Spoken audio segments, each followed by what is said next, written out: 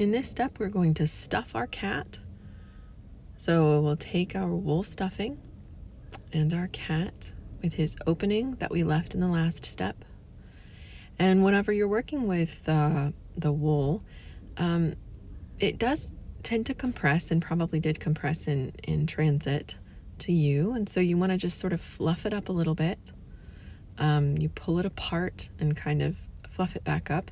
You'll see that you will occasionally have little bits of vegetable matter in the wool, and that is from the life of the sheep out in the field.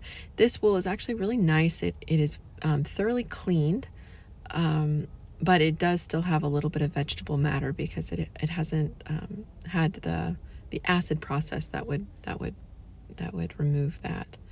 But it is clean, and it smells just faintly of wool, which is a really pleasant odor. I'm going to go ahead and start by taking just little bits at a time and stuffing them up into the head. And I can use this as a chance to really shape the head and the body of this cat. So stuffing is one of those things where we're tempted to get in a hurry and do it really quickly, but we really ought to take our time. Stuffing is one of the very most important parts of the project for making our project look alive and have a good character. So we want to go ahead and stuff. I like to stuff pretty firmly. Wool does compress, and so over time, it will tend to compress in the project. So I like to stuff pretty firmly.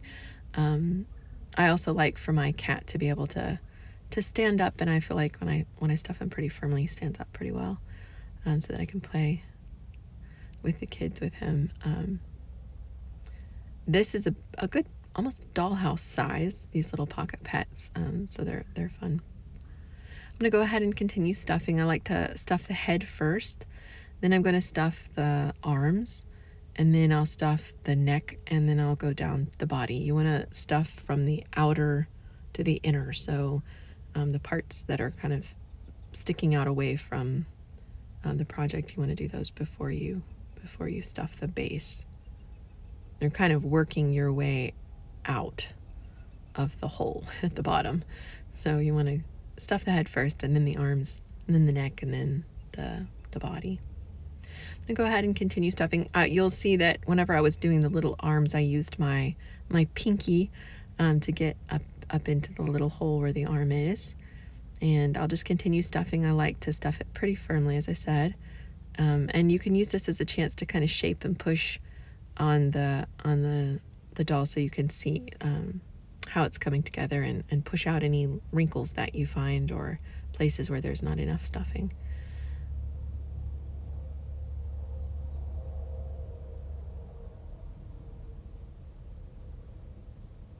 Go ahead and stuff that in and see if that's enough. I think I'm finished stuffing, and I'm happy with how full it is.